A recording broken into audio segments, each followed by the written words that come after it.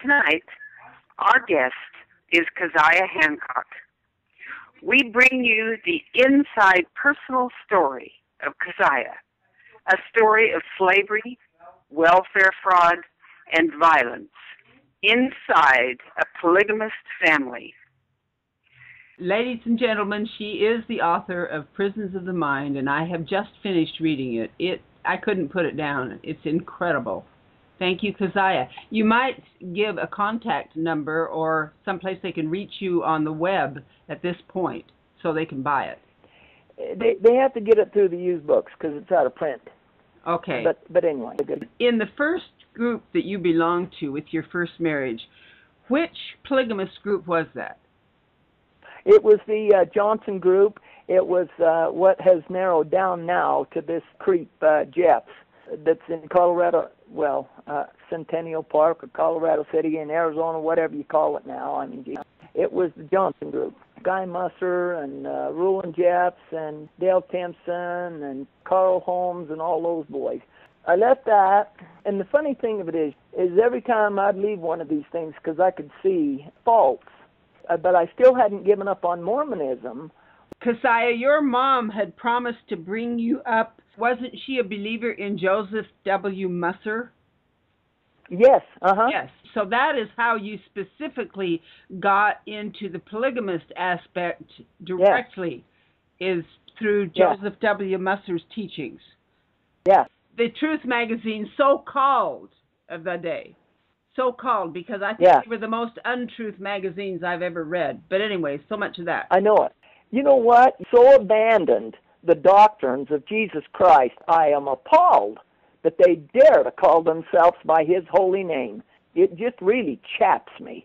You mentioned when you were a kid, a child bride, the hours that you worked and you got no wages and they just worked you and took the money.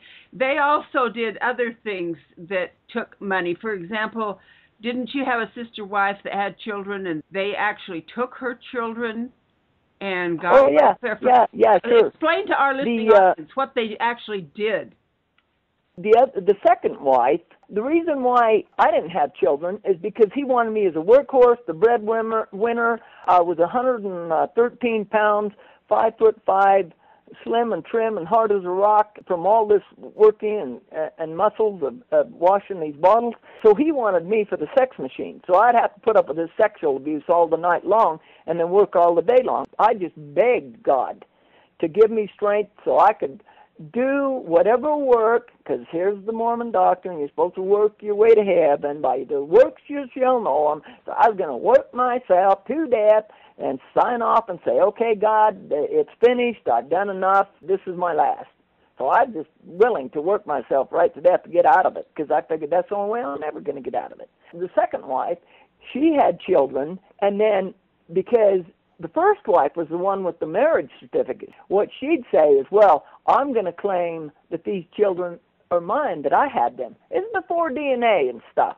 This little girl, Kathleen, was born as I changed the names in the book so that I would avoid a lawsuit, quite frankly. So I put this second wife's name as Zosa, and her real name was Zella, but that's pretty close. So she had this little baby, Kathleen, and the very day that she was born, this Zosa was told by the sucker that was the husband, I'm going to give this little baby to my first wife. She's going to record it as her baby and the birth certificate and everything else.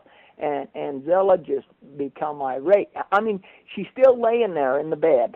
She's still bleeding from having this baby. A half hour has only passed. The first wife's trying to stop the bleeding through Kotexes and stuff. Well, anyways, and I'm watching all this, and she says, well, you can't, Zosa says, well, you can't steal my baby. The old sucker says, well, it's not your baby. It's my baby. She says, well, it's my baby too. And he says, no more than if a man puts a quarter in a Coke machine and the Coke comes out, you can't say that Coke belongs to the machine, but it belongs to the man that put in the quarter. And she says, well, I'm going to go to the law then. And he came over and he grabbed the hair on her head and they shook it. And he says, listen here to me.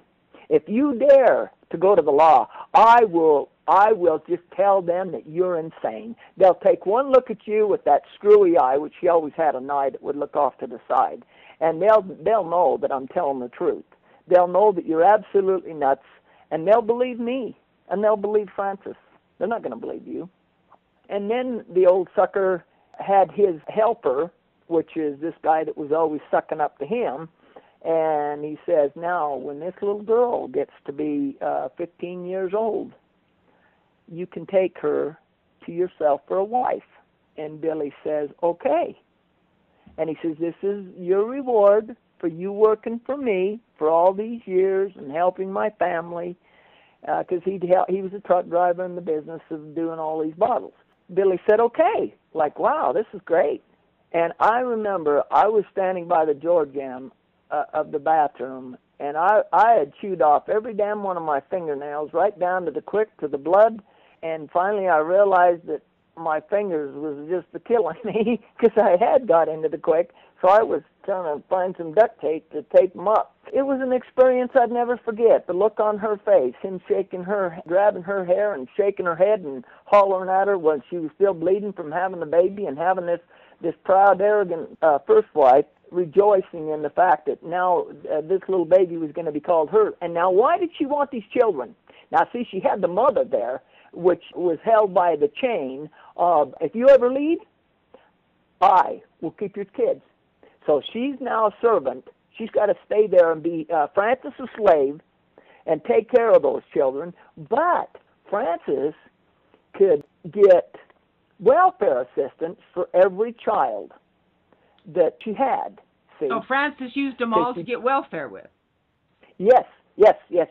That was the goal. And then when she'd get all this government assistance, she would go off with Billy, and they'd go visit relatives and go on trips and stuff like that. And so Zella's left home taking care of the babies, changing the diapers. I remember one time when the little girl was like 3 years old, and she come up and she said something like wah wah or something like that to Zella, you know, who was standing by the sink, like I wanted a drink of water. And Francis said, that little girl just called you mother, didn't she? And Zella said, no, she didn't. She says, yes, she did. And she backhanded her right across the face and whop. She said, well, no, she didn't. She says, damn you, don't you lie to me. You don't ever have that little kid call you mother. So then she goes in and gets the big sucker. He comes in, and, well, he's walking 90 miles an hour like a penguin, because it's kind of how he walked. But he was taking the belt right out of his pants, and he started whipping her, Zella, across the face. And she put up her arms to protect her face, and she had these big welts on her arms. And he says, put down your arms. And she says, no, because you'll hit my face. And he says, put down your arms, damn you. And he just kept beating her. When it was all over with, Zella had these puffy eyes, and all she could see these little slits, you know. She looked like a prize fighter. That's how badly she'd been beaten. And she had all these bruises all over her face and her arms. And it was all because of that freaking Francis was such a effing liar. This kind of abuse, it's common. I know it. I want the public to know that this is common. Elaborate. Tell them what you have seen. The woman ended up having, she had Kathleen, David, Charlie, and Paul. So she had 4 children that Francis claimed as her own. I mean, and this is totally asinine, people, because, you know, Francis would have had to have these babies when she was like 52 and 58 or 60, which, you know, but nobody ever questions is, you know, it's the way the birth certificates was. Well, when I finally ran away, what I did is I called Kathleen to my side where Zella was, and I said, now, I was there the day you were born, young lady, and I've held a secret. Francis is not your mother. Zella is your mother. You need to know that. Now, the reason I'm telling you this today is because I'm leaving, and I don't know if you'll ever see me again. I cannot stand the abuse that I've suffered under your father. I have other plans in my life, and I will not stay. So you need to look in the mirror and realize how your facial features are so similar to Zella's. Look at your legs. Look at the thickness of your ankles. Look at hers. And I said, look at your height. Look at Francis's. I says, are you not the spitting image of your mother? And Zella was crying with gratitude.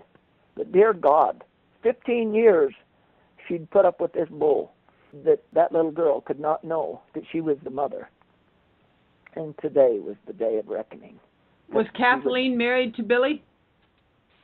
Oh, yeah. And then when I left, and I went straight to the police force 5 months after I got out of there so that I could continue to run the business, somebody came upstairs and said, I want you to know that Kathleen has just had a baby. And as though I was supposed to celebrate that, I was majorly pissed. I was so bent, and I just like, ooh, God. I had sent the welfare in there right at the time that I left because I knew that this was coming down the pike.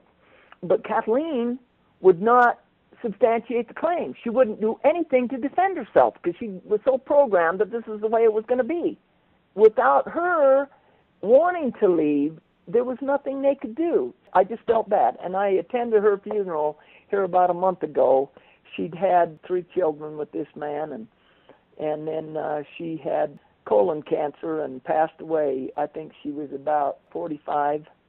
Hey, I'm 63, so, that tells you something, I when guess. Kathleen married Billy, she was given to him, promised him on the day she was born. How old was she when she That married? is right. I don't know. I think he started having sex with her when she was like, I don't know if it was 15 or 16. I can't remember. But it seems like it was about 15 or 15 and a half, the same time that I was given to this creep, the other creep. Yeah. But anyway, that's the way it went, and nobody challenges these guys. But let me bring the audience up to the future because we're probably just about running out of time. So here's what I want to say. So I leave this mess, and then I marry the love of my life. Then